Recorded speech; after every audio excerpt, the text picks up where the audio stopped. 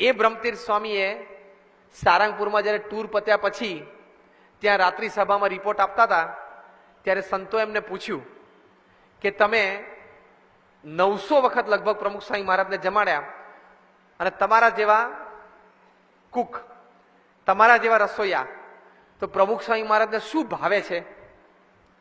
આટલો પ્રશ્ન પૂછ્યો અને બ્રહ્મતીર્થ સ્વામી રડી પડેલા. એમની આંખમાં આંસુ આવી ગયા હતા કે મેં સતત 10 મહિના સુધી ખૂબ તકેદારી રાખી કે પ્રમુખ સ્વામી મહારાજને શું ભાવે છે, પણ હું કઢી ના શક્યો કે એમને શું ભાવે છે.